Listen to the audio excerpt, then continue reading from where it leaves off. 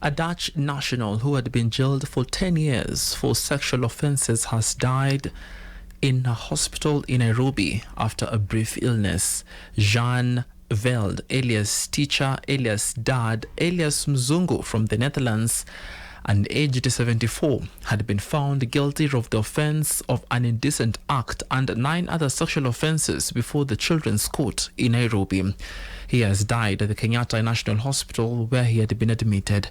He was brought to the hospital from Industrial Area Prison where he was serving his sentence and died. The death, of course, is yet to be disclosed, and the body was moved to the Kenyatta Farewell Home awaiting autopsy. He was in March convicted of exposing minors to pornographic videos and sentenced to 10 years in prison. A Milimani Magistrate Court also ordered Jean, alias Teacher, to pay a compensation of 1 million Kenya shillings each of the 3 victims.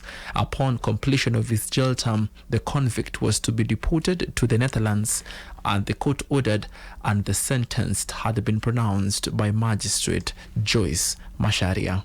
Newsbeat. At the same time, 3 Ugandan nationals, this include 4 robbery with violence suspects, a Kenyan national and 3 Ugandan nationals, have been arrested in various locations in Nairobi during a security operation conducted by police. The suspects were identified by the detectives as Clinton Wafula, a Kenyan, a Ugandan national, Sifole Sam Wafula, alias Sunday, Orwoba Alex, and Mohamed Musa. The 3 arrests were made in Pumwani, Saika, and Dandora estates, with police also recovering 3 firearms, 2 pistols, and an AK-47 rifle with 50 rounds of ammunition. The DCI's Operations Action Team, in conjunction with the Intelligence Bureau counterparts, launched the manhunt for the 4 suspects and nabbed them following a string of armed robberies reported in the Nairobi and Western regions. Sifoli was the first suspect to be nabbed, having stepped into the police dragnet. Upon being interrogated, he led officers to his rented house within Saika, where a Falcon pistol loaded with 11 rounds of ammunition were also discovered. The detectives then cornered and cuffed Ogomba, whom, upon being interrogated concurrently with Sifoli, led them to the 3rd Uganda national, Musa, who had been residing in Huruma Estate. The sleuths later established that he was the owner of the AK-47 rifle, one of the weapons recovered in the security operation. Pearl Newsbeat. The Council of Governors, Chair of the Health Committee, Njuki, wants the national government to fully absorb the universal health coverage staff into permanent and pensionable terms before being transferred to the county governments. Governor Njuki says the national government should also settle all the outstanding arrears owed to the medical staff and effect promotions as outlined in the collective bargaining agreement. Njuki went on and criticized the Health Ministry's proposal to transfer the medics' payroll to the counties while they are on strike without proving clear guidelines.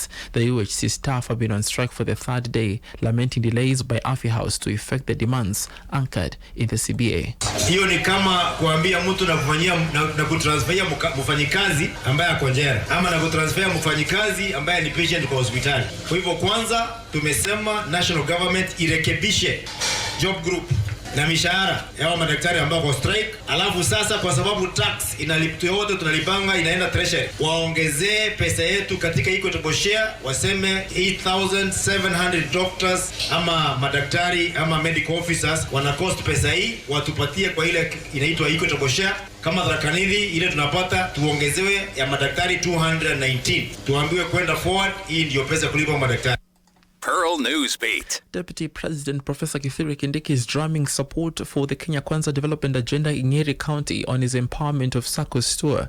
He has held the affordable housing project spearheaded by the ruling regime just days after President William Ruto unveiled the Mkuru estate amid controversy surrounding its occupancy. Kindiki makes the Nyeri visit amid political tussle in the region with the newly unveiled Democracy Citizens Party led by the former Deputy President Gachagua. Kindiki has rallied the locals behind the bottom-up economic transformation agenda, promising that the Ruto regime will fulfill all the promises as anchored in the manifesto.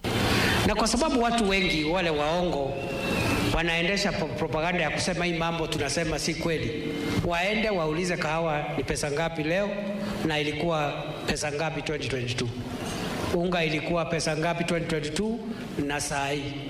Waulize ile shilingi ya Kenya ilikuwa ina exchange na dola na pesa ngapi siku ile na leo.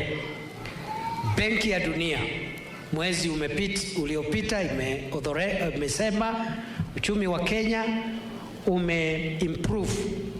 But speaking separately from Mombasa in the ongoing AGM by the Institute of Certified Public Accountancy of Kenya, opposition leader Wiper's Kalonzo has questioned the government priorities regarding the Vision 2030. Kalonzo has accused the government of abandoning the state strategic economic plan and embarking on a plan separate from what had been envisioned by the previous regimes. Achieve the objectives we had set ourselves, given ourselves about Vision 2030. What are you hearing? Do you hear the Ruto administration one minute talking about Vision 2030? No. What you hear them talk about is bottom up.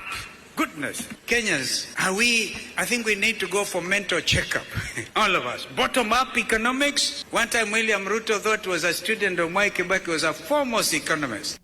Pearl Newsbeat. Embattled East, Embakasi East Member of Parliament Paul Ongele, alias Babu Owino, is among 609 lawyers admitted to the role of advocates today.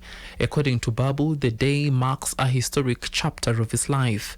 The ceremony was held at the Supreme Court of Kenya and presided over by the Chief Justice Martha Koome. Speaking shortly after officially joining the legal profession, Owino has said his legal training will be used to defend the rights of ordinary Kenyans, especially on urgent issues like job creation, the high cost of living, and poor public service delivery. Owino declared that this is not just a personal achievement for him, it's a tool to defend the rights of ordinary Kenyans, adding that the government should brace itself for more lethal arguments both in Parliament and now in the court, and the legal action will form part of his strategy to hold public systems accountable and push for economic relief measures that directly benefit the citizens. Pearl Newsbeat. At the same time, embattled nominated Senator Gloria Orwoba says she regrets impeaching the former DP Gachagua because the Senate could not substantiate all the 11 counts